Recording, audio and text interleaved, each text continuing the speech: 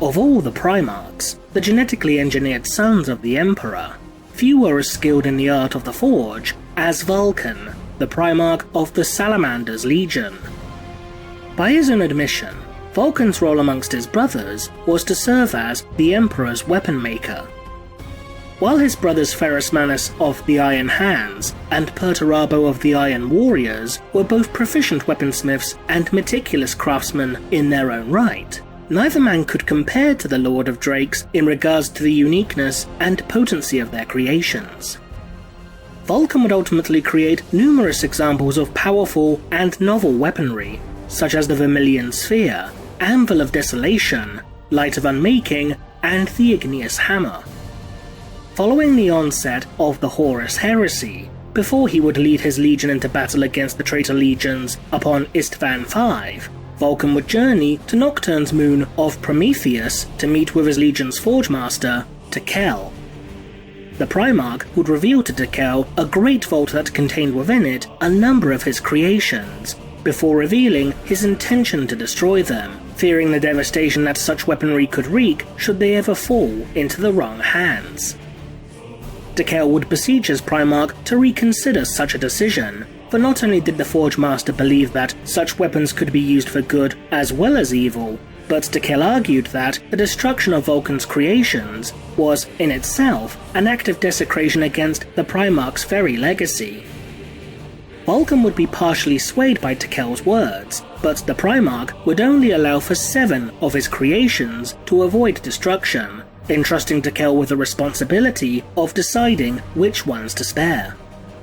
The Forgefather would choose the Chalice of Fire, the Engine of Woes, the Eye of Vulkan, the Obsidian Chariot, the Song of Entropy, the Unbound Flame, and the Spear of Vulkan, while Vulkan himself would bear Kisare's mantle and the Gauntlet of the Forge into battle upon Istvan V. Vulkan would then name Tekel as the Legion's first Forgefather, before charging him to ensure that these relics would be protected and well hidden should he ever fall in battle, especially from those who would use such items poorly. Over the course of the millennia, the location of these 9 objects, known to the modern-day Salamanders chapter simply as the Artefacts of Vulkan, would indeed be lost. The only clues that exist to determine the location of these artifacts are contained within a series of riddles and encrypted passages, which are documented within the sacred text known as the Tome of Fire. The Salamanders believe that should the 9 artifacts of Vulkan be recovered, then their Primarch will return to lead them once more. It is the duty of the chapter's appointed Forgefather to forever seek out and attempt to recover these objects, and those who are bestowed the title of Forgefather will often take the name of Vulkan in honor of their Primarch. Of these 9 objects, 5 of them have been recovered so far. The Spear of Vulkan, a melee weapon that glows so hot that it can melt through ceramite. Kisare's Mantle, a durable cloak made from salamander hide that was once worn by the Primarch. The Gauntlet of the Forge, a gauntlet that was once part of Vulkan's Drakenscale armor that contains an integrated heavy flamer. The Chalice of Fire, a forged ship that now serves as the primary producer of weaponry for the Salamanders. And the Eye of Vulkan, an exceptionally powerful laser which now serves as an orbital defense weapon stationed within orbit of the moon of Prometheus. The Engine of Woes, Obsidian Chariot, Song of Entropy, and Unbound Flame have yet to be recovered. Aside from their names and a few brief descriptions, precious little is known about these last 4 artifacts, and any knowledge regarding their function, form, and location has yet to be deciphered from the Tome of Fire. So what sort of creations could these lost artifacts be? Of these 4 artifacts, one that arguably has the greatest evidence regarding not only its appearance, but also its capabilities, would be that of the Song of Entropy. The initial information regarding this particular device was that it simply held a power that no defense can resist. Within the novel Sons of the Forge, an object of untold craftsmanship and power would be documented within the following passages, suggesting that this particular item was none other than the Song of Entropy. It resembled a highly ornate stave with a clawed draconic ferrule and a drake skull head, which hid a small emitter in its maw. Energy discharge akin to a disruption field thrummed through its haft from some concomitant power source. It looked ancient, though the design was unmistakably Vulkan's. A beam of crimson energy shrieked from the maw of the stave, a song of deep drakes mourning the sundering of the world. Morrigan's already misshapen armor buckled and fragmented before it, cracking and breaking away, first into slivers, then flakes, and finally dust. Then came flesh and bone, as centuries of entropy were visited upon him in seconds. The maw widened and so too the beam. It had cored through Morrigan's chest and now it bled across his entire body. Za'ul clung on, the stave shaking in his grasp as he fought its volatile spirit.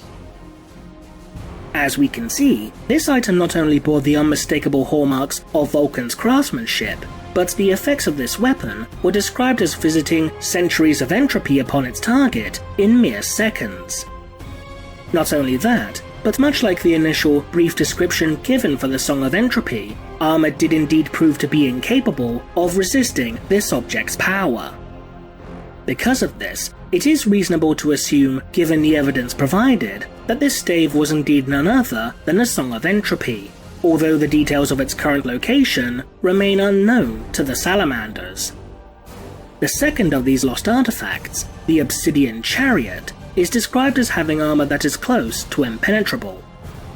This particular object was one that Tekel himself recognized whilst exploring the Primarch's weapon vault upon Prometheus. Given the artifact's name and description, it would be reasonable to assume that the obsidian chariot is some type of vehicle. Since the artifact is both described as a chariot and sporting nigh impregnable armor, this would suggest that the obsidian chariot is some kind of armored transport, similar to that or potentially even a unique variant of a Space Marine Rhino or Land Raider tank. Alternatively, given that many examples of war chariots from human history were typically crewed by 1, 2, or even 3 individuals, then perhaps the obsidian chariot could have been some form of bike similar to that of the 2-man attack bike, or possibly is some kind of jet bike, comparable in function to that of an Eldari Venom transport. Because this specific artifact is named the obsidian chariot, then there is always a potential possibility that the item itself may have been black in coloration, perhaps even sporting some form of stealth capability. The Engine of Woes has been described as containing a wrath that has never been unleashed. Given this particular description, it would certainly appear to indicate that the Engine of Woes, whatever it may truly be, is capable of destruction on a scale possibly beyond that of many of these other artifacts. Perhaps the Engine of Woes is some form of automated weapon system, similar in function to a Tarantula sentry gun or Hyperios platform. Another possibility regarding this particular artifact is that the Engine of Woes is some form of extremely powerful, custom-made battle automata. While this may seem initially unlikely, it is worth noting that the Primarch Perturabo would himself create a number of custom-forged automata modified from Domitor-class robots. These customized models, which the Primarch dubbed as the Domitor Ferrum class, would act as Perturabo's personal bodyguard, which he dubbed the Iron Circle. If the Engine of Woes was also a type of robotic construct, then given its implied destructive capabilities, this particular robot could potentially be a heavily modified variant of something akin to a Thanatar siege automata.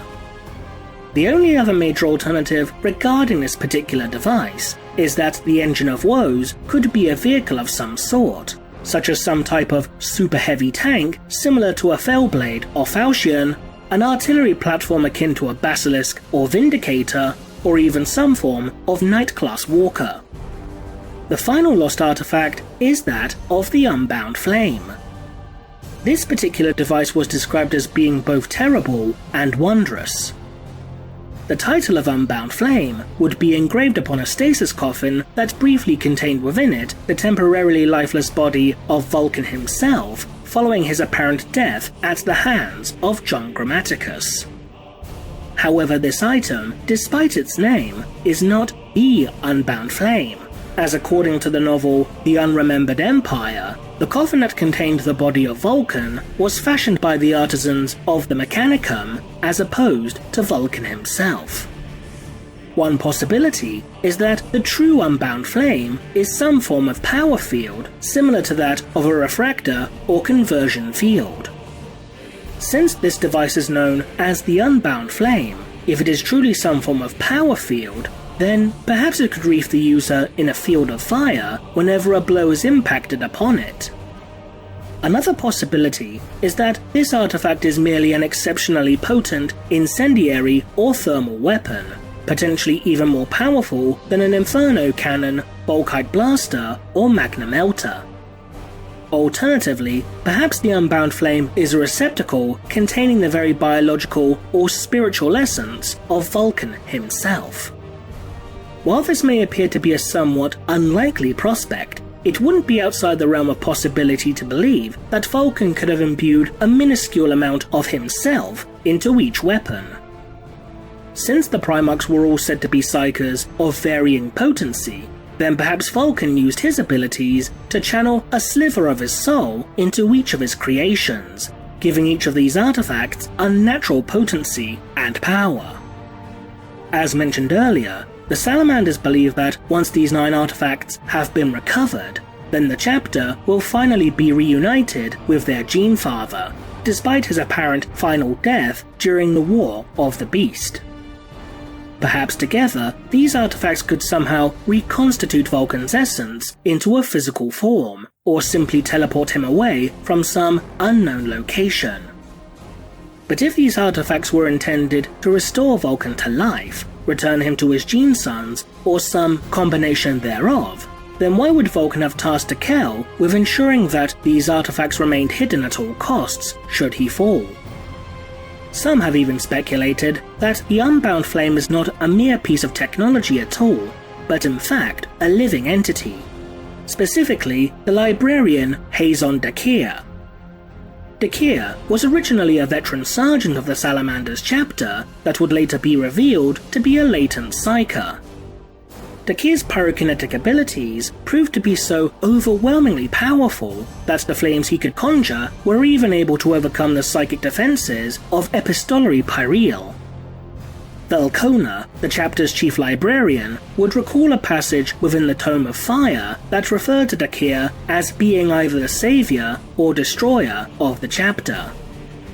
Because of this, many have interpreted Dakir as being the Unbound Flame, despite this possibility being incredibly unlikely. This is primarily due to the fact that the Unbound Flame was one of 7 items forged by Vulkan himself during the time of the Great Crusade, and Dakir would not be born until several millennia after the Primarch's apparent death. This would mean that Dakir, despite being a figure of importance and prophecy, has a destiny that is not directly tied to the Artefacts of Vulkan.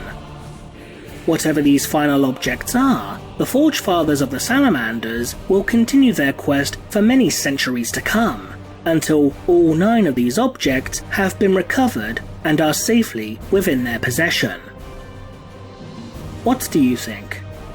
Leave a comment below, and thanks for watching.